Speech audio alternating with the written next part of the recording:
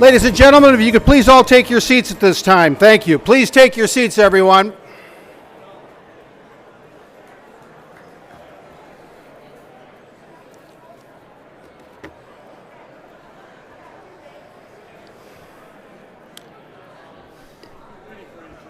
What's that? Yeah, right here, yeah. Why don't I just sit there? Because I've got a lot of introducing you to do, so feel free to. Okay. How's that mic? Is it pretty sensitive? Have to get close to it? Yeah, it's very directional. It's real close. Yeah, but yeah, we do. Thanks very much. We want to welcome you to the 59th Annual Madison Sports Hall of Fame Banquet as we recognize some of the great athletes and their achievements in and around our great community. Tonight, we will highlight some of the great stories over the past year and welcome 4 new members into the Madison Sports Hall of Fame. We'd like to start by welcoming our guests at the head table. The Madison Sports Hall of Fame Club President, Dan Douglas. The Flad Development and Investment Area Sportsperson of the Year winner, Nicolar Rivera.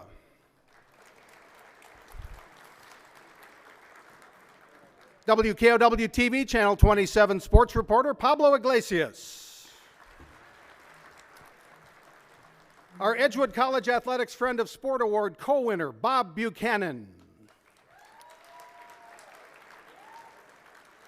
Our second Edgewood College Athletics Friend of Sport Award co-winner, Bill Schultz.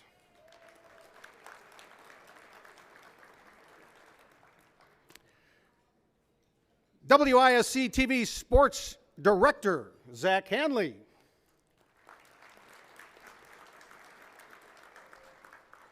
The Neckerman McClone Insurance Madison Sportswoman of the Year, Demetria Pruitt.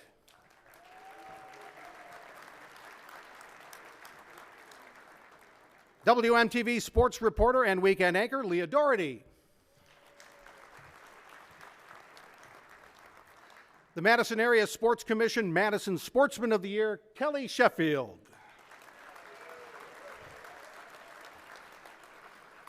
Says here, sports writer extraordinaire. Dennis, you got promoted. Congratulations. Dennis Semrau, ladies and gentlemen. The Andringa family, Rob Andringa Multi-Sport High School Athlete of the Year Award winner, Alessandro Malterer. And the voice of Badger men's hockey and other hockey items, Brian Posick. Ladies and gentlemen, your head table guests. And now we'd like to introduce your class of 2022 Madison Sports Hall of Fame inductees. Former Madison East and UW basketball player, a member of the 2000 UW Final Four team, and current associate head coach of the Madison College men's basketball team, please welcome Roy Boone.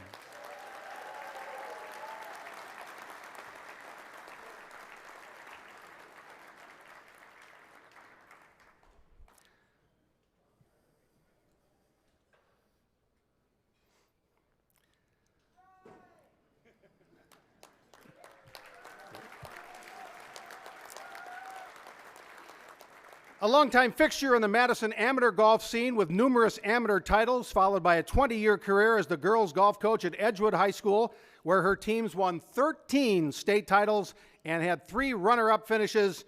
Please welcome Peggy Kelly Gerhardt.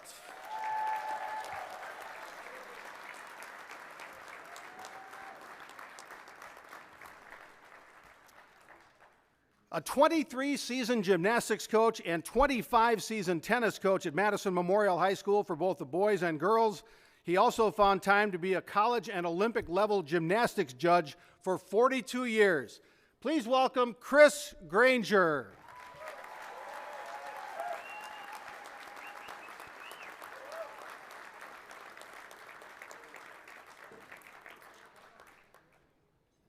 And a Madison West, University of Wisconsin, and professional hockey player with a 12-year career professionally where he spent 7 years in the NHL. He's currently a volunteer assistant with the UW men's hockey team.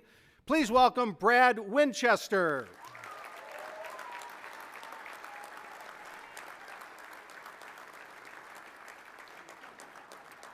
Ladies and gentlemen, your distinguished inductees for the evening. And they're not up at the head table, but on June 4th, Barb and Otto Poles will be celebrating their 67th wedding anniversary. We try to update you every year because it's around this time, so congratulations. Otto still looks at her with those goo-goo eyes, too. That's always fun. Now we'd like to welcome Madison Sports Hall of Fame Club member Fred McCormick for tonight's invocation. Good evening. Welcome to all. Would you please join me as we pray? O Heavenly Father, in the shadow of the COVID-19 pandemic, we're grateful for the opportunity to gather this evening for a more normal celebration of the Madison Area Sports Hall of Fame Club, as we once again honor the outstanding athletes of the Madison area. We ask your blessings on many of the individuals who've come before you, as athletes who've been blessed with some characteristics of fostering leadership, compassion, camaraderie, and fellowship throughout their careers. We thank you for the families, the friends, the coaches, the trainers, the medical personnel, and the fans who supported them in their journey. 4 more of our outstanding athletes are being admitted to the long list of the members of the Madison Sports Hall of Fame this evening. Once again, we're pleased to be able to recognize those individuals who've made special achievements during this time. We ask that your spirit be with them all now and throughout their lives. We'd also like to remember the many members of the Madison Sports Hall of Fame, the Madison Sports Hall of Fame Club, who have passed away and are no longer with us. Let's take a moment of silence to remember them and the recent victims of the school shooting in Texas.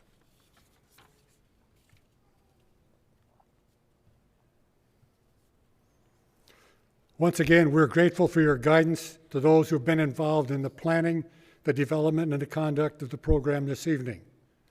We ask your blessing upon the food received this evening. Bless those who prepare it and serve it. May this meal strengthen our bodies and nourish our minds. In your name we pray. Amen. Thank you, Fred. Enjoy your dinner, and we'll be back in a little over half an hour. Thank you.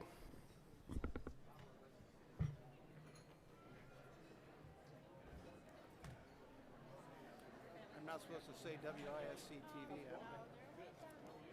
I just said Chancellor. You're not even supposed to say that, are you? No. Probably like News 3 Now or something. How dumb is that? If we ran the world. Oh, my. Did that.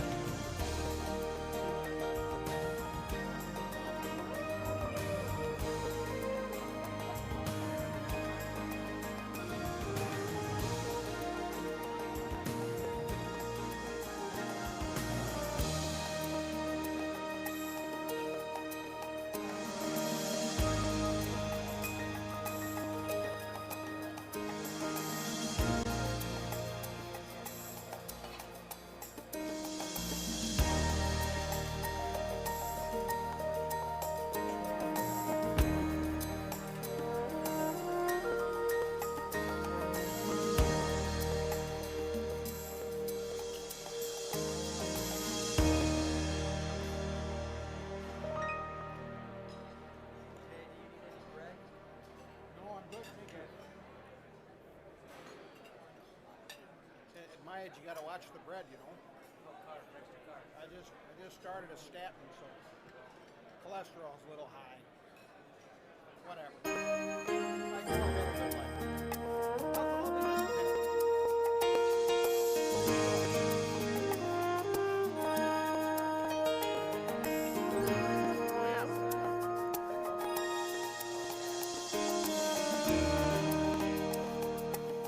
I'm married up too.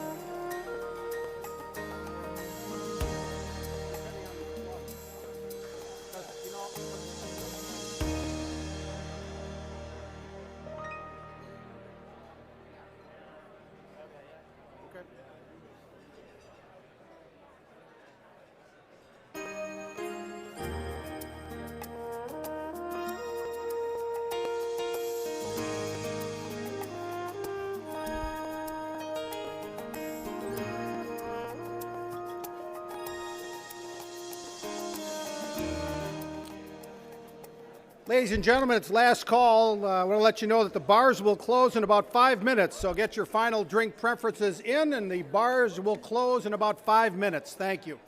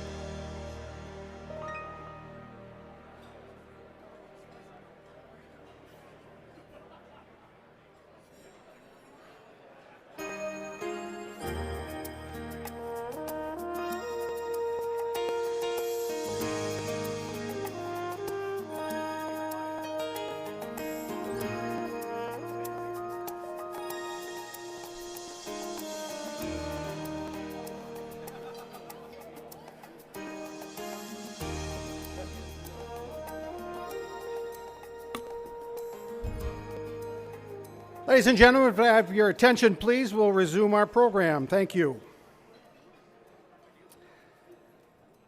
At this time, we'd like all the past Hall of Fame inductees to gather on that side of the stage, please, to your left, my right. We'd like the Grant Award and Special Achievement Award winners to gather to the right side of the stage, on my left. Judy Luciani will line up the Grant Award winners. Fred McCormick will line the Special Achievement Award winners. And Peg Mueller and George Marks will round up the past Hall of Fame inductees and give them some instructions on our procedure. Again, Hall of Fame, previous Hall of Fame inductees over here, Grant Award and Special Achievement Award winners over here. Thank you.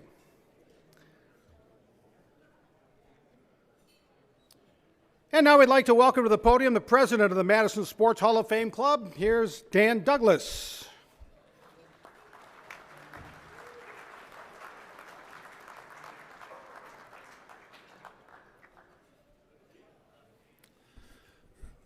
Thank you, Jay. I would like to take this opportunity to welcome everyone to the 59th Annual Induction Banquet of the Madison Sports Hall of Fame Club, with a special recognition to our past inductees in attendance, who you will meet in a few minutes. A special welcome goes out to our award winners, their family and friends, all sports enthusiasts, and of course, the members of the Madison Sports Hall of Fame. The night is about recognizing outstanding achievement in sport and around the Madison area, whether for this past year or over an entire career. Hopefully you will be able to catch up with some of the Madison's finest athletes and builders of athletics during the social hour. You will also see that our grant recipients, our special achievement winners, and our major award winners are deserving of their recognition that they are about to receive. Finally, this evening, you will see an outstanding class of Hall of Fame inductees. As usual, this year's class is diversified between sports, gender, and ethnicity. This banquet could not be put on without the generosity of our outstanding sponsors who make this all possible. I would like to acknowledge them at this time. If you could please stand for the recognition when I call your name, it would be appreciated. The Madison Area Sports Hall of Fame Commission, Madison Area Sports Commission in the back. Please stand.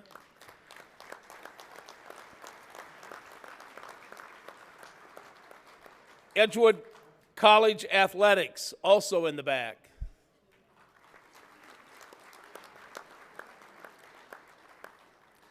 Flad Development and Investments to my left. Please stand.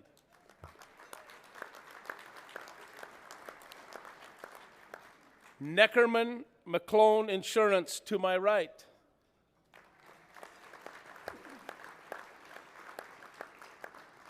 And our two new sponsors this year, American Family Insurance, the Don Liddicoat Agency on my left. Please stand. And the Andringa family over on my right. Honey? Thank you. In addition, we have a captain-level donation made by a longtime club member, Dr. Lou Harned. Please give him a round of applause. And please stand.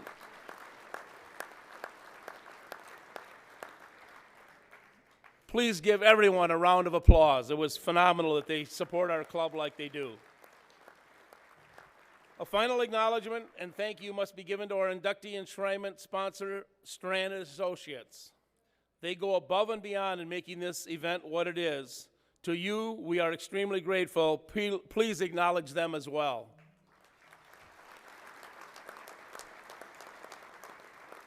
My final words go out to all of you in the audience, and it comes as an invitation for you to join our club. We meet for lunch weekly throughout the school year, have informative and entertaining speakers every week. Please visit Madison Sports Hall of Fame Club website and look for our Facebook page to get more information. Now, as in great anticipation to get the induction ceremony going, I'm gladly turn the microphone over to our Master of Ceremonies for the 17th year, Mr. Jay Wilson.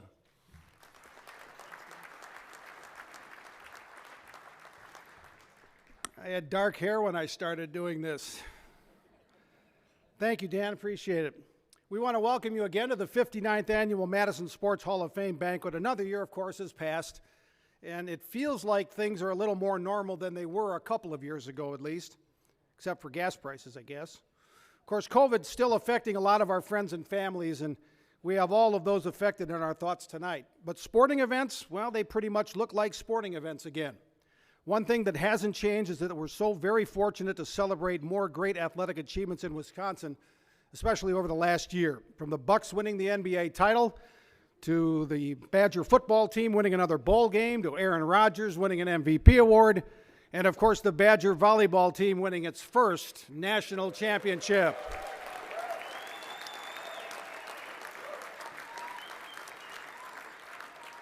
It's been another great year, and we're here tonight to recognize even more of those great moments we've been lucky to experience right here. One of the special segments of our evening, as always, is to welcome back the Hall of Fame inductees of the past who are with us this evening. And we ask everyone to hold their applause until the end of the introductions, but you never listen, so do what you want. Here they are, some of the great names in Madison sports history. Again, they'll be spotlighted over on that side of the room. From the class of 2021, Edgewood, UW, and University of Minnesota Director of Athletics, Joe Maturi.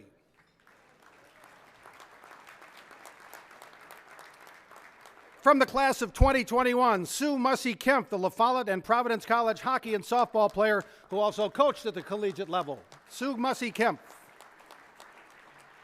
Class of 2021, sports journalist and color commentator for UW football and UW men's basketball, Mike Lucas. Class of 2019, La Follette three-sport athlete excelling in football, basketball, and baseball. He also played football at UW, John Krugman.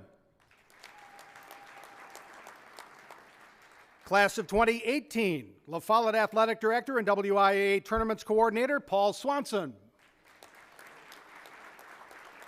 Class of 2018, UW baseball pitcher who went on to umpire baseball for over 35 years, Ron Crone.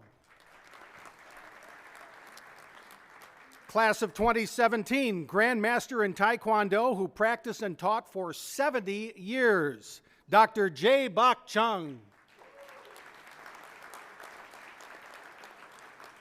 Class of 2016, two-time NCAA hockey champion at the UW, also played in the Olympics and the NHL, Mark Barrand.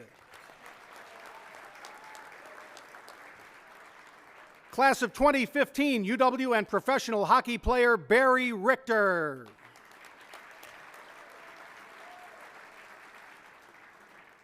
Class of 2015, UW volleyball coach Pete Waite.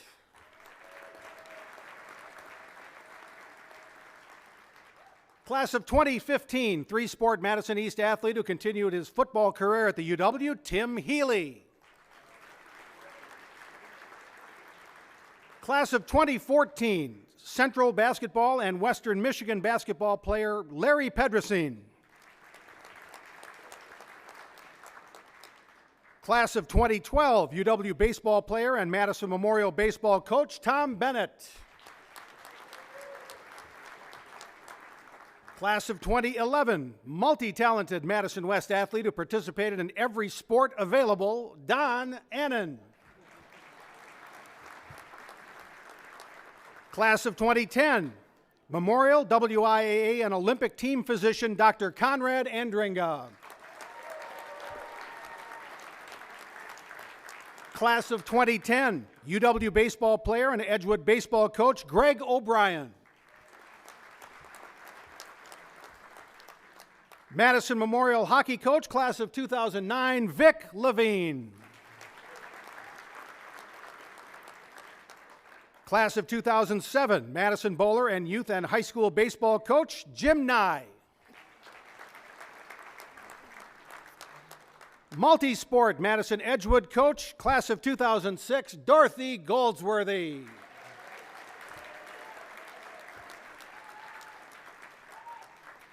Longtime coach at Madison Memorial in football and swimming, class of 2005, Gary Colpine.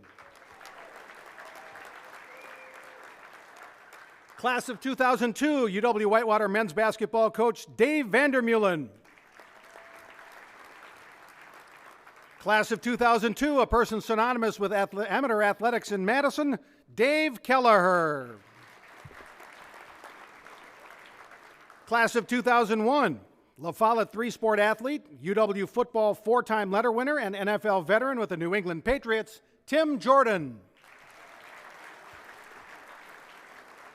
Class of 2000, UW baseball player, three-sport college game official, Otto Poles.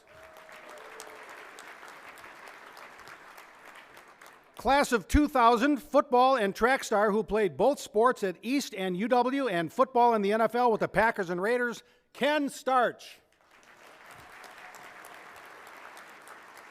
And he's got a standing 6 o'clock tea time at Pleasant View. See you tomorrow morning. Class of 1996, multi-sport Madison West coach and Canadian Olympic speed skater, Peg Mueller. Three-sport athlete at Madison West who went on to UW and an 11-year NFL career, Stu Voigt. Madison West three-sport athlete, two-sport athlete at UW, and a 17-year veteran and four-time NFL Pro Bowler, Jim Bakken. And from the class of 1976, multi-sport Madison East athlete, UW athlete, NFL football player, and UW athletic director, Pat Richter.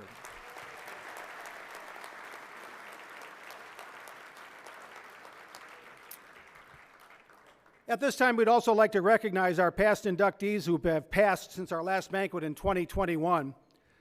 From the class of 1998, Gary Messner, who passed away on October 23rd of last year. And from the class of 2017, Bill Madison, who recently passed on April 25th.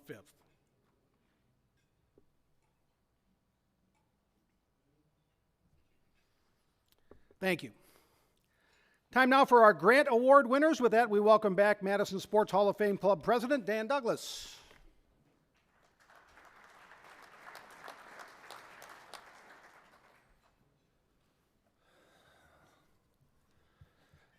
I am honored to present the 2022 Otto Breitenbach $750 Grant Awards. For those who are unfamiliar with Otto Breitenbach, he was born and raised in the city, playing football, graduating from Edgewood High School and the University of Wisconsin. He was a physical educator and taught and coached in Middleton and Madison before becoming the athletic director at La Follette, my football coach. Later, he joined the UW Athletic Department, serving as associate director for 15 years. Otto was a longtime club member, serving as our president several times, a past inductee, and I was fortunate to have him to be my football coach while I was at La Follette. Our first grant recipient is the Camp Randall Rowing STEM to Stern program, represented here tonight by Sarah Fow. STEM is to Stern, focuses on breaking down barriers undeserved children encountering when joining the rowing team. One barrier is joining a rowing team is the ability to swim. Grant money would cover expenses associated with providing swim lessons for the group of the middle schoolers, including pool use, swimming gear, goggles, swimsuits, transportation to and from swim lessons, bus tokens, or van rental.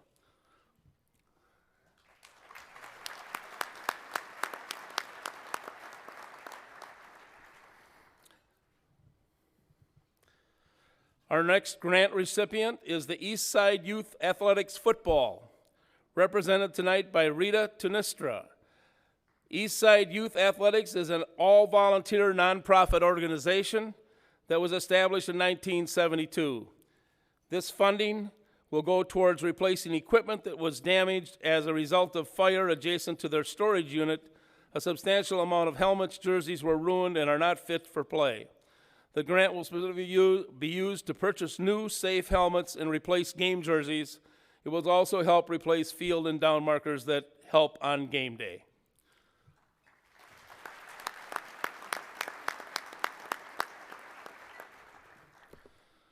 Our third award winner, the next organization to receive a $750 grant is Starlings Volleyball. I do not have a representative, but I will go ahead and read this. The Madison Starlings provide an affordable and high-quality volleyball season for multiple student athletes that may decide not to continue the season because they do not have financial options available. This grant provides a funding opportunity for student athletes from low-income families in the Madison area to train and compete at the club level and prepare for their high school season. The individual and team skills learned while being a student athlete at the Madison Starlings Volleyball Club will be used later in life as a productive members of our society. We will get that award to them. Our fourth grant recipient is Madtown Furies Girls Rugby, who has Michael Johnson on stage tonight to receive their check. The primary initial goal of the Furies is to empower young women. Rugby as a sport increases confidence and allows people to extend themselves. Secondarily, they are trying to provide a sports opportunity for everyone. This grant will be used for travel, field rental, for home games, tournament entry fees, registration of the club with the USA Rugby and Wisconsin Union, and equipment such as balls.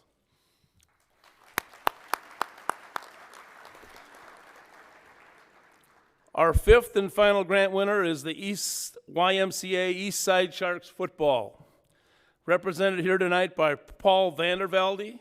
The East Side Sharks Tackle Football League is a collaboration between the Dane County Area Youth Football League and the YMC Dane County, and is run by WMCA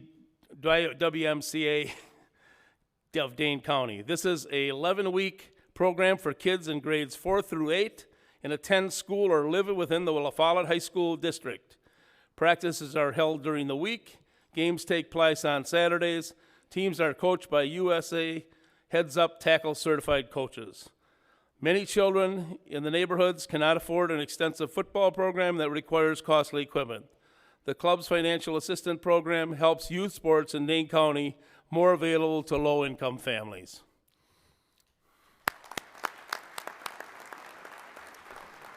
And finally, the Madison Sports Hall of Fame Club hopes to continue the promotion of youth sports through these annual grants. So if you represent or know of a program that needs financial assistance, go to our website to download an application for next year. Thank you.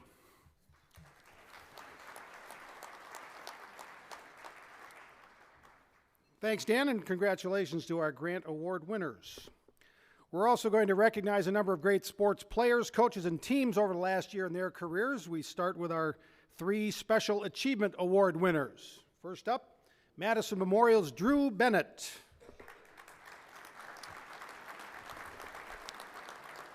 Drew started competitive swimming when he was 9 years old with the Park Crest Swim Club and through the All-City Swim and Dive League. In middle school, he had gymnastics lessons at Madtown Twisters, which helped him develop his skills as a diver. Of course, the COVID pandemic has had a profound effect on so many people. And for Drew Bennett, it meant losing his junior year of high school competition at Memorial. As a freshman, he finished 3rd in diving at the WIA state meet. As a sophomore, he finished 2nd. But his junior year turned into online workouts and no WIAA competitions, although he made a lot of trips to Schrader Aquatic Center in Brown Deer to diving practices there. So Drew Bennett had one more opportunity in high school. This his senior year at Memorial, and what a year it was. He won the WIAA State Division I Diving Championship with a record score of 668.75 points, which broke the old state record by 100 points.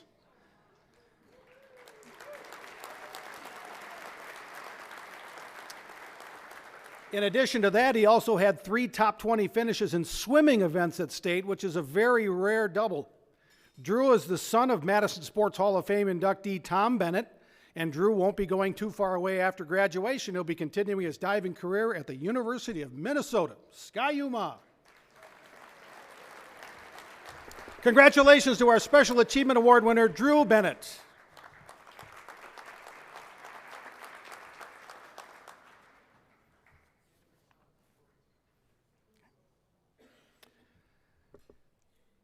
Jackson Mankowski.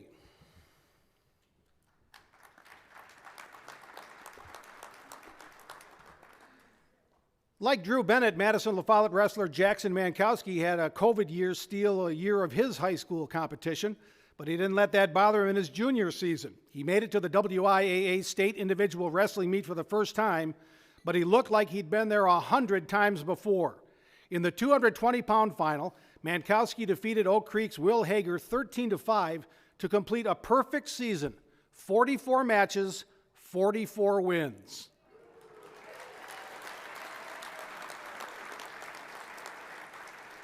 And it also made history. It was the first time in 3 years that a Madison school had a state wrestling champion. Memorial's Caden Reitz won at 152 in 2020. And Mankowski also became La Follette's first state wrestling champion since 1993, when Chad Powell won at 112 pounds. Mankowski hopes his success is an example to other wrestlers around town. He says, "I feel like this gives momentum. Maybe kids want to come out and wrestle. It's good for the sport." Congratulations to our Special Achievement Award winner, Jackson Mankowski.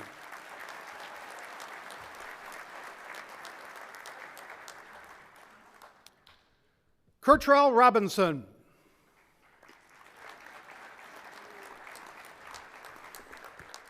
I remember Kurtrell Robinson in high school at Madison La Follette. In fact, when La Follette beat Fond du Lac for the Division I state championship in March of 2002, I was on play-by-play with Jerry Pettigrew on the statewide TV broadcast. And it's still available on YouTube, I found. Kurtrell was one of the few guys on that La Follette team not named Flowers.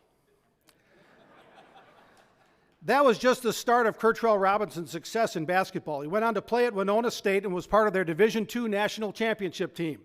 He was a varsity assistant at Winona Grove and Sun Prairie before returning to his alma mater as head boys basketball coach.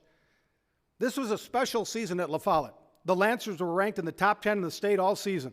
They won the Big 8 Conference Championship with a 16-2 record, 3 games ahead of second place Middleton, and Kurtrell Robinson was named the Big 8 Conference Coach of the Year. Basketball means an awful lot to Kurtrell Robinson, but what matters more to him is that his players succeed in life, not just on the basketball court.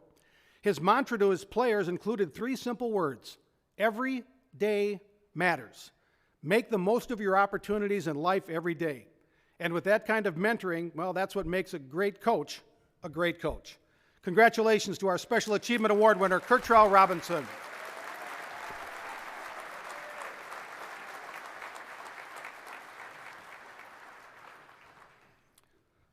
Our next award is the Flad Development and Investment Madison Area Sportsperson of the Year. And with that, we welcome for the first time to our Hall of Fame banquet the sports reporter and anchor at WKOW-TV, Channel 27, Pablo Iglesias.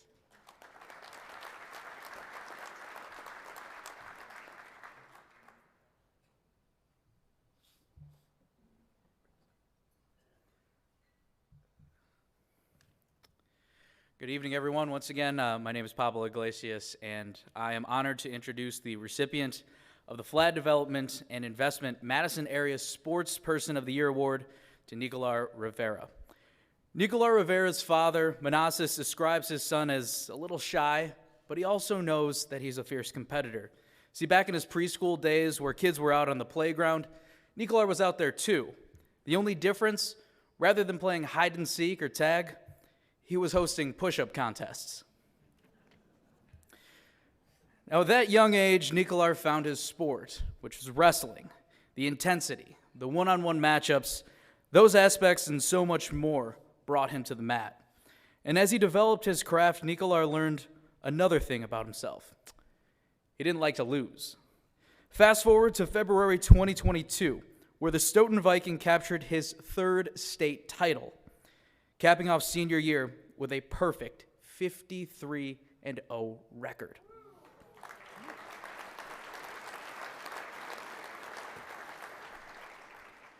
The cherry on top, Nicolar's victory celebration. And what better place to announce what your next move is going to be than in the winner's circle. Right after claiming the title, Nicolar's coach tossed him a t-shirt, and on that shirt was the famous Wisconsin Motion W. Yep. The nation's top-ranked wrestler made a big-time statement with that gesture: "I'm staying home." He's heading to the University of Wisconsin as a highly decorated wrestler, but the young star knows this is only the beginning. Please join me once again in congratulating this year's Madison Area Sportsperson of the Year award winner, the future Badger himself, Nicolar Rivera.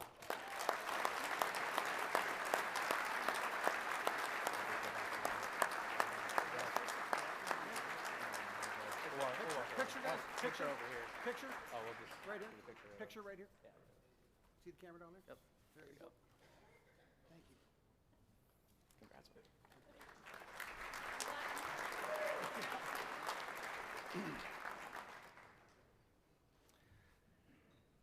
The Edgewood College Athletics Friend of Sport Award is next. Presenting that award is a guy who was a sports intern for me at Channel 3 a few years ago.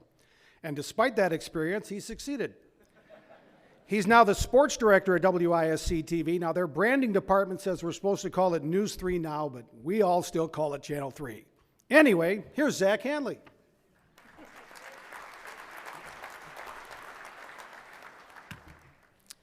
Still Channel 3, Jay. There are two qualities that epitomize what the Edgewood College Athletics Friend of Sport Award is all about: selflessness and love for their community. Two characteristics that if you were describing Bob Buchanan from the Madison Rugby Club and Bill Schultz from the Miracle League of Dane County, they'd be on top of that list. We'll start with Bob, or better known as Buck, from the Rugby Fellas. He was introduced to the sport of rugby in 1971, but he couldn't play because he was working his way through college. That changed when he got a job as a teacher. Then he started to play with the Wisconsin Rugby Club and various Wisconsin All-Star teams, and he was pretty good. Now, those are my words, not Bob's, but you'll understand why in a minute. When he was playing, there weren't any pro rugby teams like there are now, just international ones. And Bob and his team were in Colorado to take on England. His job was to cover England's best player, one of the best in the world. Now, I'm not sure if I'm remembering that correctly, but let's just go with it. Well, Bob did. He shut him down. They got the win. And Bob chalked up his stout defense to a team effort. But we all really know who was the star of the game. Now, he hung up his cleats close to 9 years ago at the age of 60 and enjoys what he calls the old boy aspects of the sport on the sidelines. By no means, though, is Bob done with the sport. For the past 46 years, he's had his hands in anything and everything in rugby in this area. He served as the Wisconsin Rugby Club president, on the Wisconsin Rugby Sports Complex Board and the Madison United Rugby Board, was the founding sports commissioner for the Badger State Games, founded the National Sports Heritage Collection, which documents the origin of sports in America, co-founded the Ethos of Rugby Foundation, where he's currently a board member. I mean, the list goes on and on. But the goal is the same: move the sport forward while helping the next generation of players become leaders in their community. Rugby gave Bob lifelong friends, helped him develop as a leader in his community, and showed him the importance of giving back.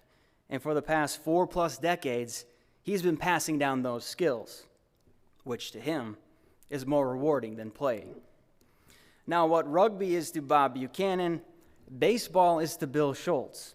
It was his first love. Growing up, Bill and his friends would play baseball in a corner lot in his neighborhood every summer, all summer. And it was a real confidence booster for him.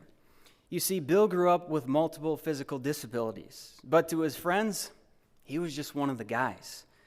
Unfortunately, not everyone thought that way. 8-year-old Bill wasn't allowed to play Little League Baseball because the league's commissioner thought Bill's disability could hurt himself or the other kids. That didn't stop him or his parents.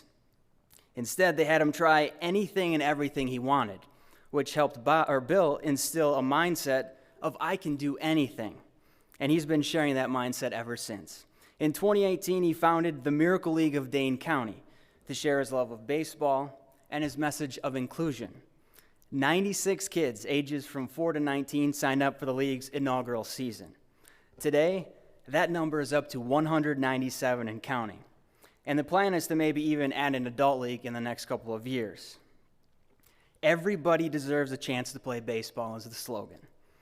And thanks to inclusive fields and buddies that help each kid hit, throw, field, and score, every kid can. But baseball is just the vehicle the Miracle League of Dane County uses to build social skills, boost self-confidence, and like Bill did playing with his friends in an empty lot, help realize you can do and try anything. As Bill put it, we are all different. Why shouldn't they be included? Well, thanks to him, everybody is. So please help me congratulate this year's Edgewood College Athletics Friend of Sport Award winners, Bill Schultz from the Miracle League of Dane County and the Madison Rugby Club's Bob Buchanan.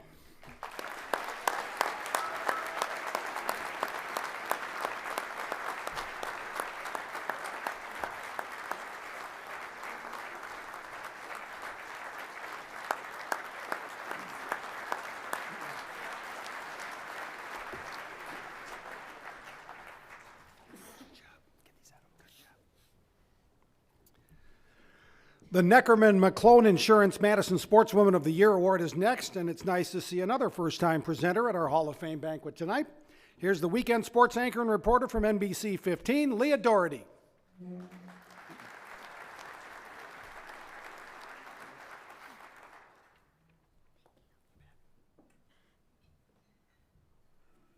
Well, good evening, everyone. My name is Leah Doherty, and I'm a sports reporter and weekend anchor, like you said, at NBC 15. And it is my absolute pleasure this evening to present the Neckerman McClone Insurance Madison Sportswoman of the Year Award to a decorated and very driven young woman, Demetria Pruitt. Demetria is a senior girls basketball player at Madison La Follette High School. Her love for the game came at a very early age, only like 5 years old. That's how young she started playing, learning basketball at the YMCA from her longtime coach and father, Deontay. I think your cheering section's somewhere over there, right? There he is right there. Now, if you were to ask him, he describes Demetria as a quiet competitor, letting her game speak for itself, which proved true when she hit the court at La Follette her freshman year. Demetria was named first team all-conference, and she was just getting started. She had dreamed of playing college basketball and had every intention of making that a reality. But after her freshman season, it'd be 2 years before she would play the game again. In the summer before her sophomore year, Demetria tore her ACL, missing her entire sophomore season. She worked hard on her recovery and was cleared in October of her junior year to play, but was faced with yet another setback when COVID-19 canceled the entire season. Demetria would tell you it was a difficult 2 years, but she chose to view these obstacles as opportunities and not let it define her as a person or a player. She had one more season at La Follette, and she was going to make the most out of every minute she was on that court. And I could tell you how great her senior season was, but I think these stats speak pretty well for themselves. Demetria was named first team All-State, first team All-Big 8, not only the Big 8 Player of the Year, but the Conference Defensive Player of the Year as well. She set the team single-season scoring record with 367 points, a record that had been in place at La Follette since 1986. Demetria finished the season with 412 total points and is the third all-time scorer at La Follette with 740 points. And remind you, that's just in 2 seasons. How's that for a comeback? Pretty impressive, right, girl?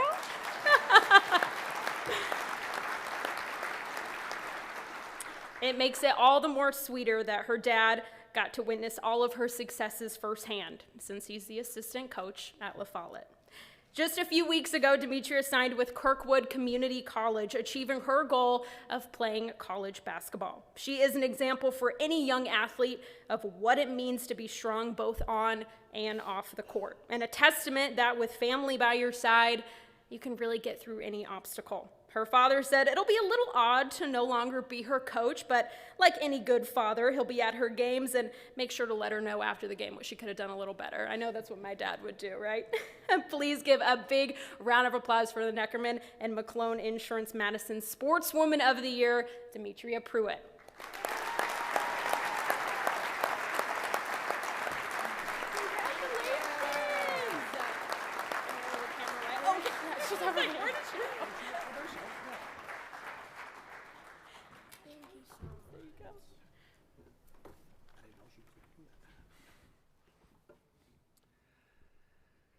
Our next award is the Madison Area Sports Commission Madison Sportsman of the Year. With that presentation from ESPN Madison and News Publishing, Inc., we welcome back our good friend, Dennis Summerall.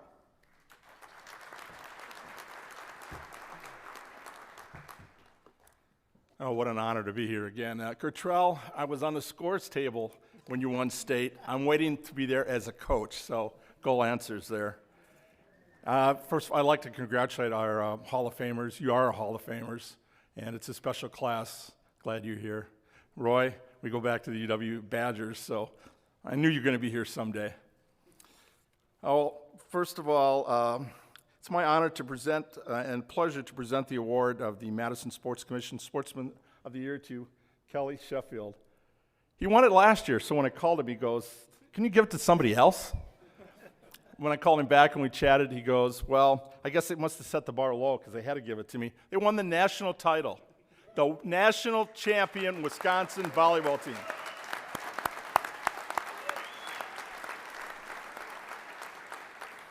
How many of you have been to a Badger volleyball game? Raise your hands. Season ticket holders, potentially, Kelly? I think going to be selling season tickets, right? Yeah, there's going to be some great times there. The toughest ticket in town right now is women's volleyball. And unfortunately, because I cover high school sports and the Badger football and basketball, I don't get to see a lot of them in person, but I get to see them on television. And John Adias has got to be one of the best volleyball announcers in the country. We were talking about how the announcers are, and he's got a great one. We've got another one coming up here in Brian Posick. But first of all, Kelly led the UW volleyball team to the title December 18th, 3-2 over Nebraska, a rival. Better yet, they beat the Gophers to get to the Final Four, 3-2. So we might have lost the axe, but we got him in volleyball. Kelly will be entering his 10th season at Wisconsin this fall. Hard to believe, it's a decade. 817 winning percentage, 236 wins, 53 losses. Now, while he's at Bennett, Wisconsin, Wisconsin has appeared in 4 Final Fours, the only team in the country to be in the last 3. Made 9 straight Sweet 16 or better appearances, won 4 Big Ten championships, including 3 in a row, ranked second nationally in attendance, go Badger fans. 3 of the last 4 years, they averaged 7,500 this year, second in the country.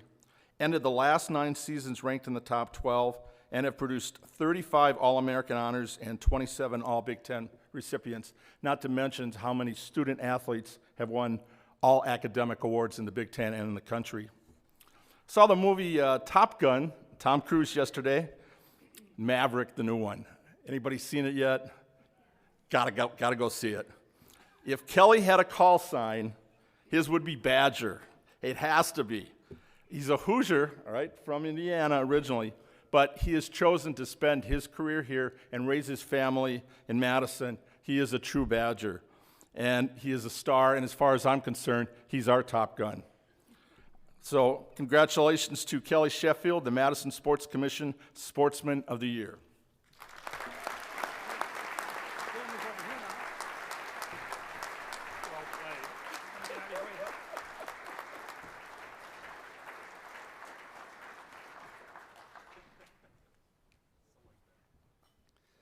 People think Kelly looks a lot like Tom Cruise, too.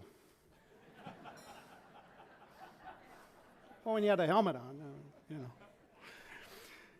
We have a new award this year that we're very excited about. It's the Rob Andringa Multi-Sport Athlete Award presented by the Andringa family. And we welcome back another longtime supporter of our event here, the voice of Badger men's hockey on radio and TV, Brian Posick.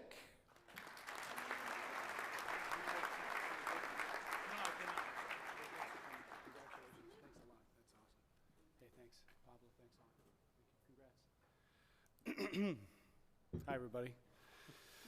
So I'm supposed to keep this to 3 minutes, and I won't. So first of all, congratulations to Roy and Peggy and Chris and Brad. This is really cool. I'm very happy for you. You know, this banquet is one of the highlights of my year. I've done this for 30 plus years now. Sadly, Hall of Famer Rob Andringa is not with us to celebrate. It was 2 years ago last Sunday that Robbie passed away from stage 4 colon cancer. He was only 51, and I miss him every day. But through his friendship I've been very fortunate to become friends with his parents, Doc and Phyllis, two of the sweetest, kindest, most thoughtful, generous people I've ever known.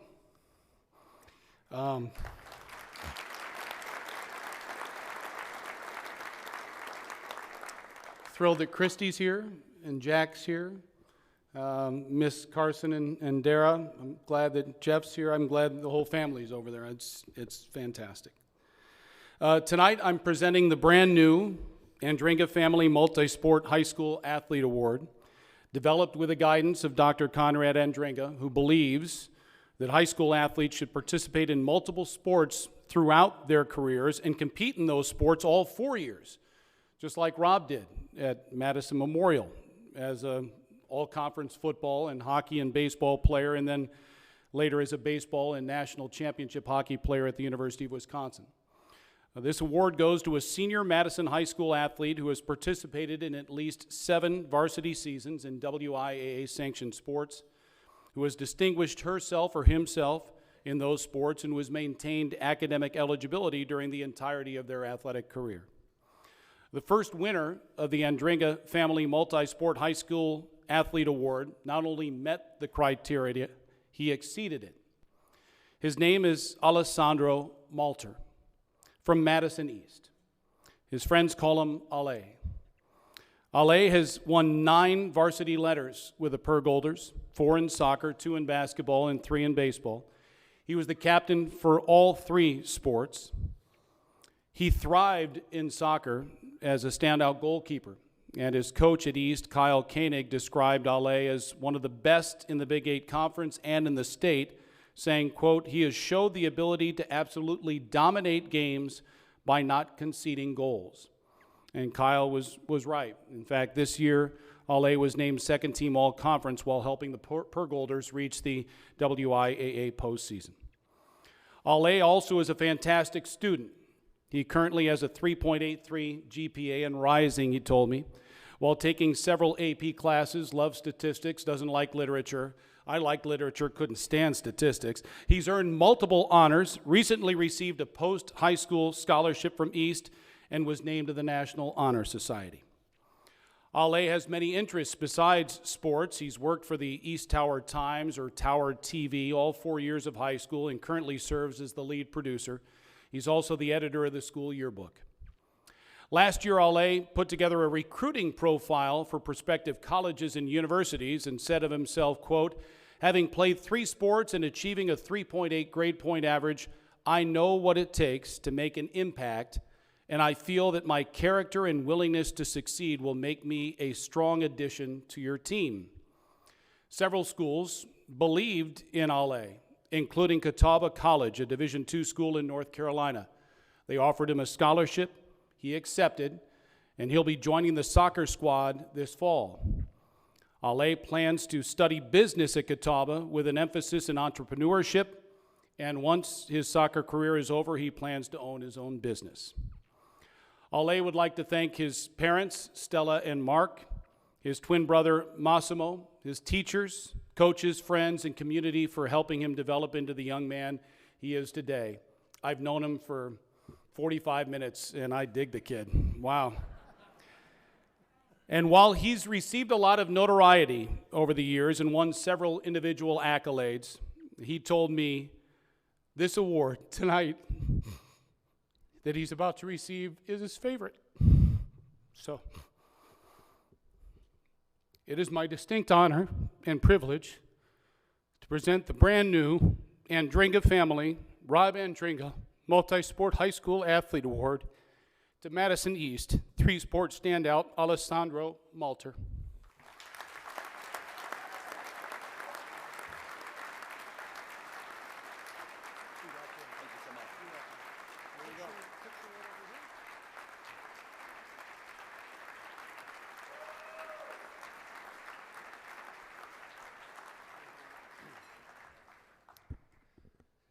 And now it's time for our highlight of the evening, the class of 2022 for the Madison Sports Hall of Fame. Our 4 new members took very different and diverse paths to get here. In a little bit, we're going to hear their Hall of Fame stories, and you'll see how remarkable their careers were. In fact, Hall of Fame careers. They've all made tremendous contributions to our community, from thrilling us on the field of competition to serving our community in many ways. This year we have another diverse class who made their marks in basketball, golf, gymnastics, tennis, and hockey. We ask our inductees, as their name is called, to please stand, then be seated again as your video presentation begins. At the end of the video presentation, Madison Sports Hall of Fame Club President Dan Douglas will present our inductees with their brand new Hall of Fame plaques. And now we introduce the class of 2022, the 59th edition of the Madison Sports Hall of Fame. Tonight's first inductee is Roy Boone.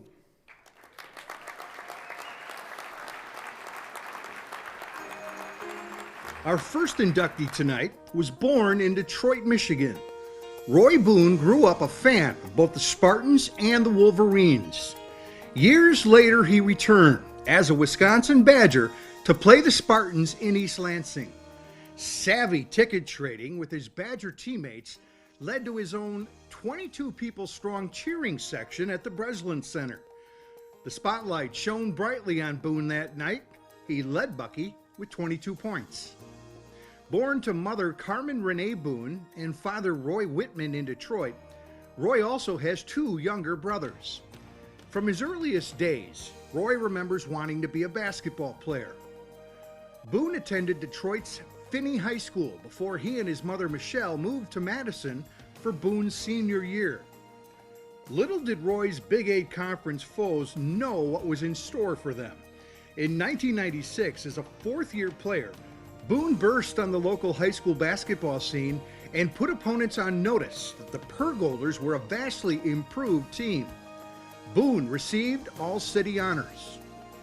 The absence of core classes from his time at Detroit Finney left Boone short of the credits needed to graduate.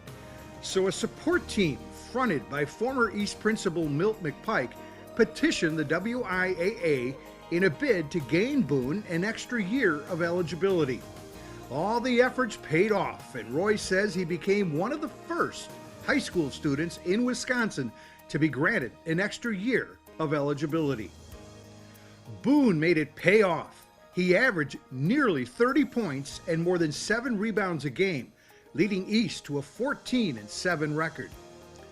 With a season like the one Roy had just had, you'd expect the accolades to find him rather quickly, and they did. Boone was first team All-City, first team All-Big 8 Conference, first team All-Area, and first team All-State. The Milwaukee Journal-Sentinel and the AP bestowed All-State honors upon him as well. And he was a nominee for the McDonald's All-American team. In 2 seasons with the Pergolders, the sharpshooting Boone scored 1,007 points. Roy's goal was to play college basketball next, but once again a shortage of prerequisites needed to be accepted at many schools, Wisconsin included, precipitated Boone's decision to attend Coffeyville Community College in Kansas. While averaging 14 points a game for the Red Ravens over the following 2 years, Roy gained the academic requirements to be accepted at D1 schools. Wisconsin Badger coach Dick Bennett had kept up with Roy's progress on and off the court at Coffeyville, and thanks to his hard work in the classroom and on the court, Roy was accepted at Wisconsin. His D1 career was about to begin. It was the 1999-2000 season. On cue, the Badgers unleashed a defensive apocalypse to usher in the new century. Wisconsin rode a relentless and suffocating defensive game all the way to the NCAA tournament. And much to the chagrin of many, including Kansas Jayhawks coach Roy Williams, the Badgers won their first 4 games and reached the Final Four. Roy remembers sitting in the stands at the West Regionals before Bucky's first game, watching the top-seeded Arizona Wildcats warm up. If the Badgers beat Fresno State in their first game, the Wildcats would be all that stood between them and the Sweet 16. As Boone watched Arizona, he noticed they seemed to be flat, on cruise control, and in Roy's opinion, definitely beatable. 2 days later, Boone and company beat Arizona to reach the Sweet 16. Wins over LSU and Purdue put the 8th-seeded Badgers in the Final Four. Their opponent in the semifinals was Michigan State. Despite a team-high 18 points from Boone, Wisconsin's Cinderella dreams were doused by the Spartans, who went on to win the national championship. The following year, Roy averaged nearly 13 points a game as a senior. In his 2 seasons with the Badgers, Boone scored 593 points. After the UW, Boone played professionally in Germany in Europe's top league, as well as with the Rockford Lightning of the Continental Basketball Association, the Southern Crescent Lightning of the World Basketball Association, and the Minnesota Ripneys of the American Basketball Association. Eventually, Roy started a semi-pro summer basketball league in Madison. Word spread quickly, and before he knew it, they had outgrown their original venue at the Goodman Community Center. With more players than he knew what to do with at first, his idea blossomed into a multi-team league that started pulling in players from all over the state. As his baby continued to grow, he had discussions with Badger basketball officials about getting his summer league certified by the NCAA. Once it was, Badger players could get involved, and many have throughout the years. Boone has a bachelor's degree in consumer science from the University of Wisconsin and has been working in the juvenile court system the past 7 years.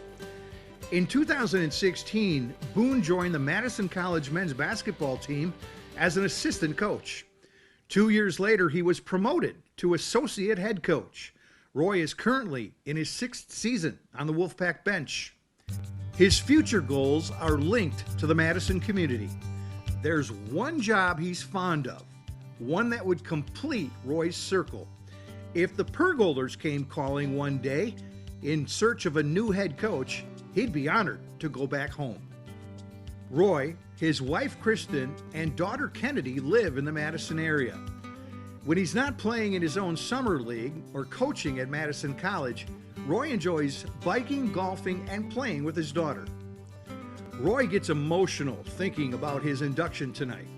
His thoughts go back to where he once was in life, to where he is now, in a room surrounded by friends and family, and a loving community that has steadily supported him. Few have seen the sweat and tears that defined his path here, but all can see the success that defines who he is today. The Madison Sports Hall of Fame and Strand Associates Incorporated are honored to welcome Roy Boone into the class of 2022.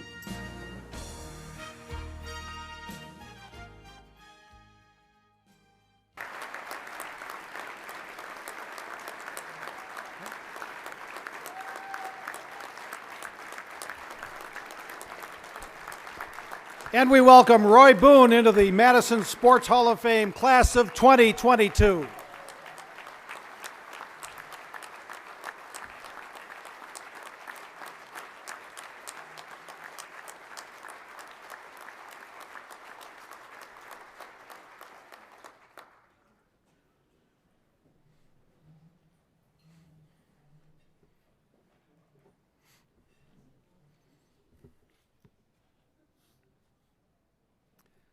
Our next inductee, Peggy Kelly Gerhart.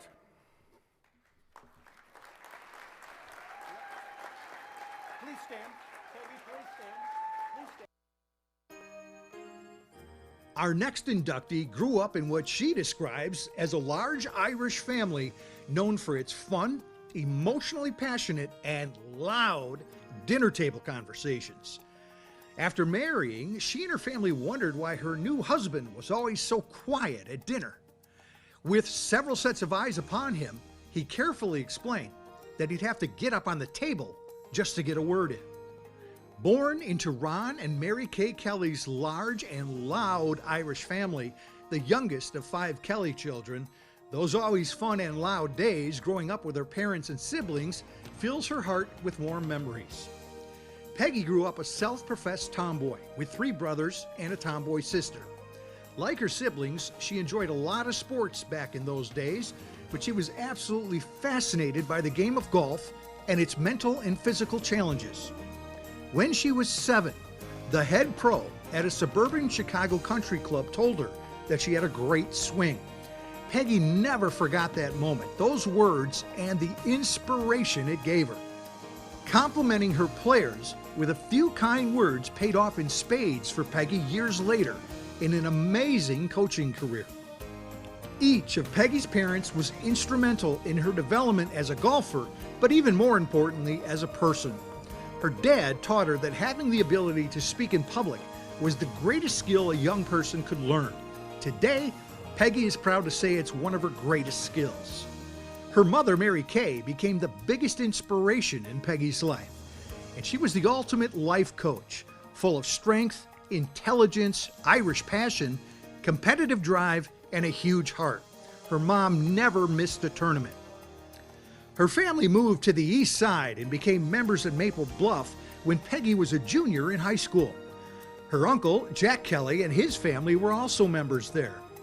Peggy was thrilled to be on the same course with her cousin and 2021 Madison Sports Hall of Fame inductee Jerry Kelly. It was Jerry's mom, her Aunt Lee, who taught them both how to chip and putt. Friendships with Nikki Tiziani and Steve Stricker got stronger with each road trip. Being close friends fueled intense competition between the two. With Jerry Kelly as her caddy and Steve Stricker as Nikki's caddy, the two battled in the state match play championships in 1990. Peggy won this battle for the ages, and Nikki paid her the ultimate compliment afterward, saying only Stricker, Nikki's future husband, had a better short game than Peggy's.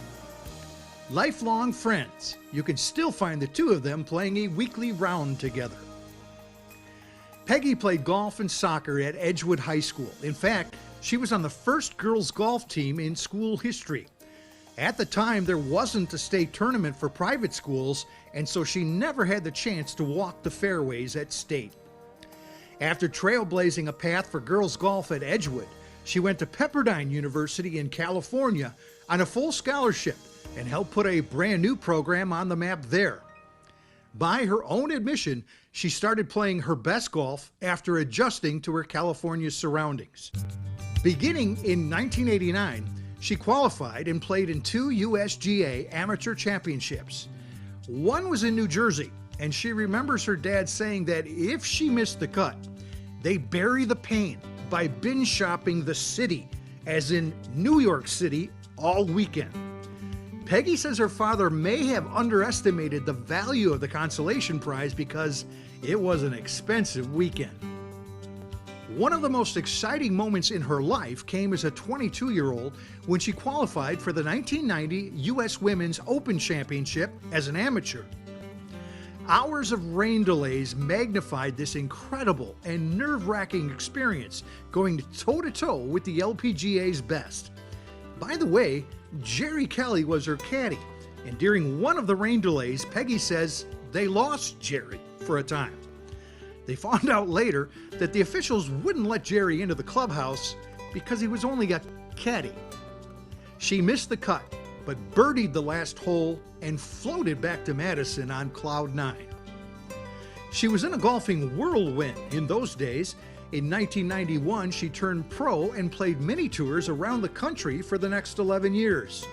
She regained amateur status in 2002.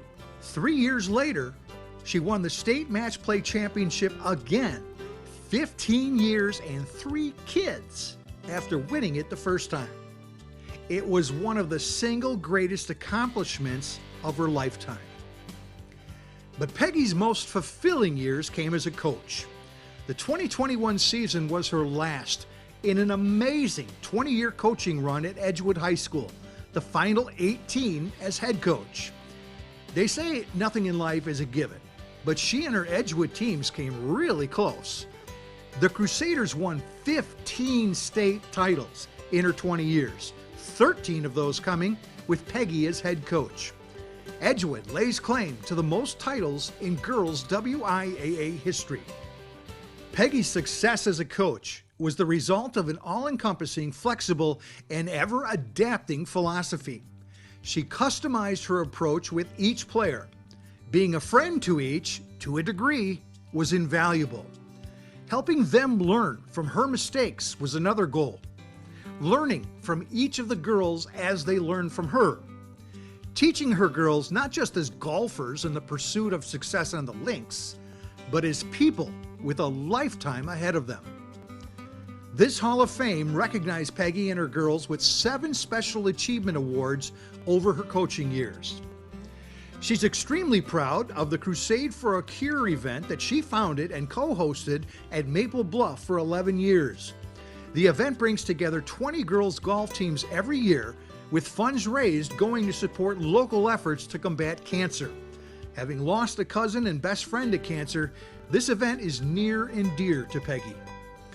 Now that she's retired, Peggy and husband Roger, who no longer has to stand on the dinner table to get a word in, will have more time to be with their 3 children, Riley, Rory, and Ryan. She'll continue to mentor young players and will be making time for an exciting new hobby of hers, bird watching. With 15 bird feeders in her yard, she'll be making a lot of birdies. Happy, that is. Peggy is humbled to be inducted into this Hall of Fame, and this banquet tonight is one that she and her parents attended many times. In fact, tonight's honor was on her parents' bucket list, and though they've each passed, Peggy smiles now as her mom and dad get ready to dance a very special Irish jig up in heaven. The Madison Sports Hall of Fame and Strand Associates Incorporated are honored to welcome Peggy Gerhardt into the class of 2022.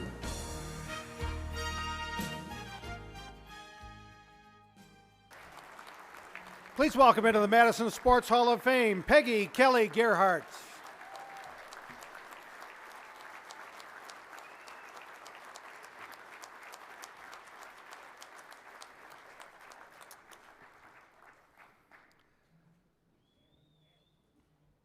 Our next inductee, Chris Granger.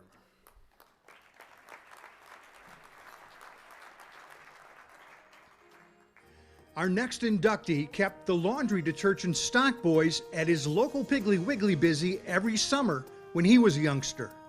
Chris Granger and his buddies would take his mom's box of Tide to the neighborhood park with them to play baseball. The Tide, if you haven't guessed yet, was used to mark the infield baselines. When the Granger family was out of Tide, Chris and his buddies would play wall ball day and night.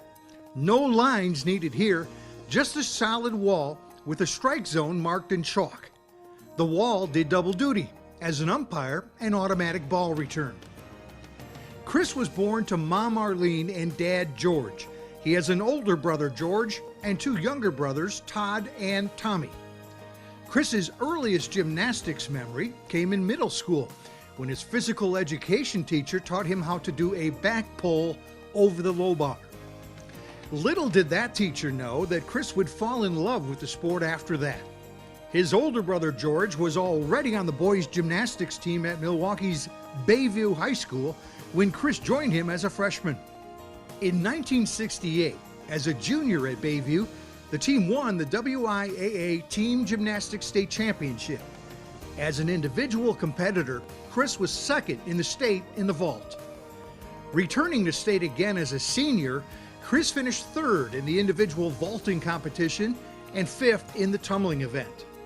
From there, it was on to college, where once again Chris would join his brother on the UW Oshkosh men's gymnastics team. A broken leg curtailed his brother's career at Oshkosh, but Chris's fortunes took off. He lettered all 4 years at Oshkosh and was a 4-time conference champion.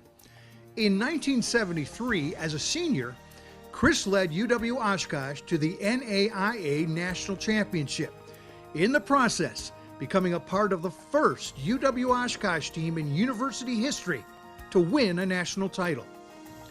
By the time he finished at UW Oshkosh, he was the NAIA vaulting national champion. He was runner-up in the floor exercise. He topped off his collegiate career as a 3-time NAIA All-American. The honors kept on coming in 1973 as he made the U.S. Men's Gymnastics All-Star team. His first teaching and coaching job was at New Trier High School in the Chicago suburbs. He coached the boys' gymnastics team there while teaching physical education. He also coached the YMCA girls' gymnastics team to 2 state championships during his time at New Trier. In those days, Chris lived what Frank Sinatra used to sing about, the good life. After moving to Illinois for the job at New Trier, he lived for free in Glenview at the mother of the mayor's house. One day at school, he found an ad in his teacher's mailbox. It was from a local family looking for a live-in teacher during the winter season. So in exchange for taking care of the family's home and yard, Chris had a great time swimming in their pool, practicing on a trampoline, and playing pool. But wait, it gets even better. Money saved living for free allowed Chris to walk into a Chicago car dealer's showroom one day and buy a shiny new Datsun 260Z right off the floor. But they say all good things must end, and they did for Chris after 2.5 years when he lost his job at New Trier due to declining enrollment. New Trier's loss became Madison Memorial's gain in 1976 when Chris took a job on the far west side teaching PE health and coaching the boys' varsity gymnastics team. What he lost paying rent for the first time in his life, he gained as a respected teacher and coach. Chris taught and coached at Memorial for more than 30 years before retiring in 2008. He wound up coaching boys varsity gymnastics for 23 years and had several individual state champions and 2 All-Americans.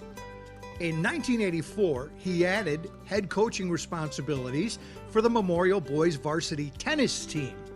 In 25 years at the helm, his teams won 5 conference titles, 8 dual meet championships, and took home sectional titles 10 times. He still coaches the Memorial boys freshman team to this day. But back we go now to 1988, when Chris, already the boys gymnastics and tennis teams coaches, became the coach of the Memorial girls varsity tennis team as well. During the next 21 years, his girls teams won conference, dual meet, and sectional championships several times over. The Spartans won the state title in 1988, his very first year. His 1992 team finished second at state, his 2005 team third. Granger coached 8 individual state champions and 1 runner-up. Believe it or not, Chris still coaches the Spartan girls freshman tennis team. He's been doing it the past 13 years. I don't know, maybe he's afraid to leave again. The first time he left Memorial, in the early 80s, after his friends convinced him to try out the traveling salesman way of life, he got 2 speeding tickets driving up north to sell blue jeans and cowboy clothes in the Northwoods. After that, it was back to teaching and back to Memorial. Chris's other passion is judging gymnastics. He's been doing it for nearly half a century, first at state colleges, including UW-Madison, then as a certified judge on the national and international circuit. He's judged 4 Olympic sports festivals, 4 Big Ten championships, 8 Junior Olympic championships, and 3 USA championships. Chris was the Wisconsin Judge of the Year in 1984 and 2017. He was the NCAA Regional Judge of the Year as well in 1984. In 2019, he was the National Gymnastics Judges Association Judge of the Year. As if Chris would ever just sit down and take a break, he's currently the State Director of Gymnastics Judges. He's held that position the past 20 years. Somehow, he found time to marry wife Judy. They've been married for 32 years. Gymnastics and tennis have taken him here, there, and everywhere the past 45 years. He's absolutely flattered to be inducted into this Hall of Fame, and he didn't even need to bring a box of Tide. The Madison Sports Hall of Fame and Strand Associates Incorporated are honored to welcome Chris Granger into the class of 2022.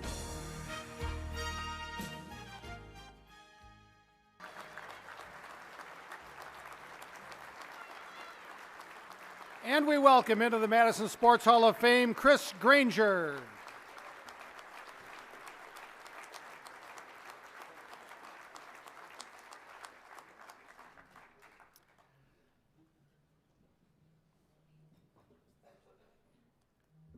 And our next inductee, Brad Winchester.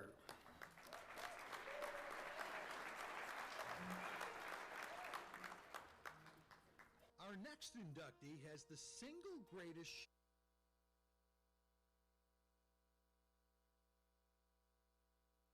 and tell story in the history of show and tell. When Brad Winchester was a third grader, he was lucky enough to get Wisconsin Badger goaltender Curtis Joseph to come to his school for show and tell. Years later, in Winchester's rookie NHL season, his Edmonton Oilers were playing the Toronto Maple Leafs. In pregame warm-ups, Winchester skated over to Joseph and asked him, "Remember me?" That's one way to get into the goalie's head, eh? Brad was born here in Madison to Christy and Gary Winchester. Gary, the former Badger hockey player, never had to pressure his son to play any sport, especially hockey, because Brad fell in love with the game as soon as he laced up his skates. Brad started out life on Madison's near west side. His family moved to the Nakoma neighborhood with his sister Elizabeth when he was in kindergarten. He played hockey, baseball, and tennis, and enjoyed swimming as well. Introduced at an early age to the Badger hockey family, he couldn't wait for the next home game at the old barn. He says he can still close his eyes and smell the Coliseum and the one-of-a-kind atmosphere there on Friday and Saturday nights. Dad flooded the backyard and Brad skated all winter. He pretended he was a Badger, and with Jeff Sauer watching from the bench, Brad would top shelf the game-winning goal, sending the Wisconsin band into full-throated craziness. He laced up his skates every season from kindergarten through 8th grade with the local Westmoreland Saints Hockey Club. Some of his funnest memories are of playing mini-sticks with his teammates in hotel hallways in between games during the Badger State games in Wausau every year. When the ice melted, you could find Brad on the West Madison Little League fields, the Nakoma Club swimming pool, and the neighborhood tennis courts. He says the only summertime hockey he played was at Bob Johnson's camp in Aspen, Colorado. His dad was a coach there, and the Winchesters made new memories with the Johnsons every summer. He attended West High School and played hockey and tennis for the Regents.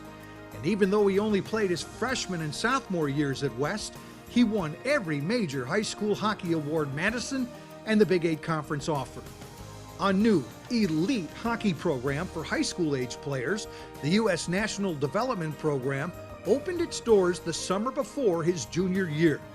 So at the age of 16, Brad left Madison, one of 22 players from his birth year chosen to play for the NTDP in its inaugural season.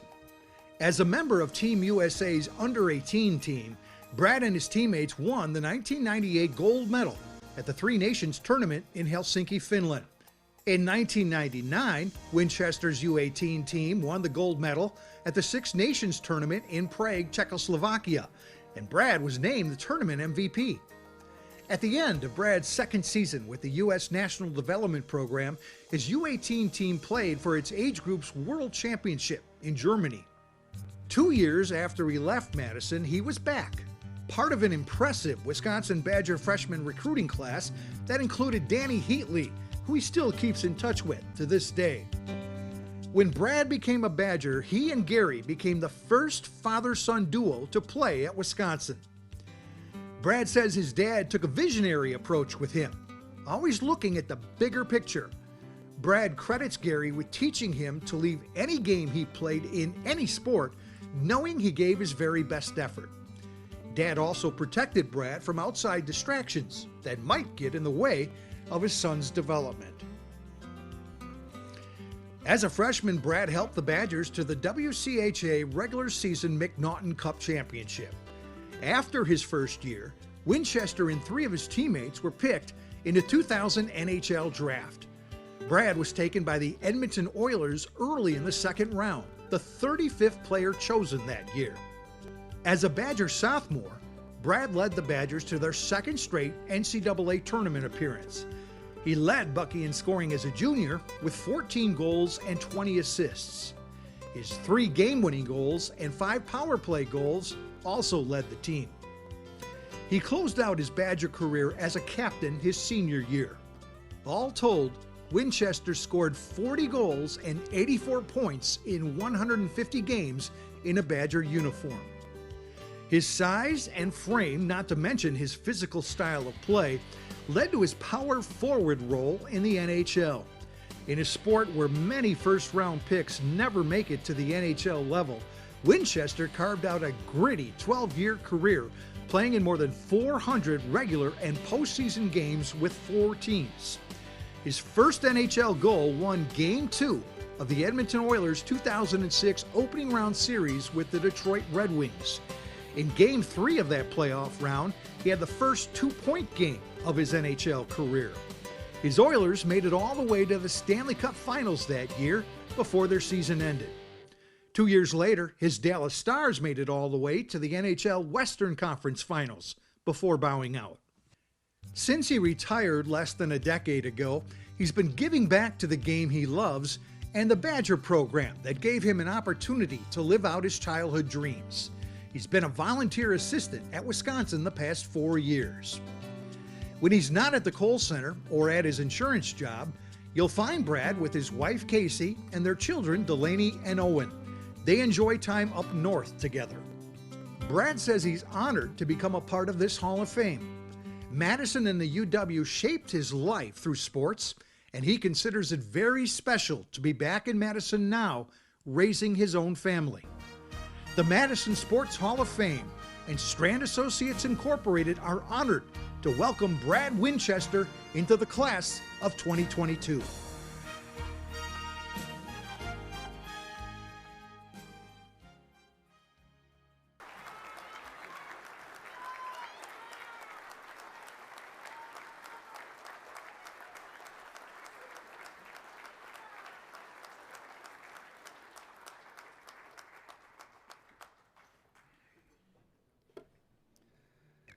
Congratulations to Roy Boone, Peggy Kelly Gerhardt, Chris Granger, and Brad Winchester, our new Hall of Fame members.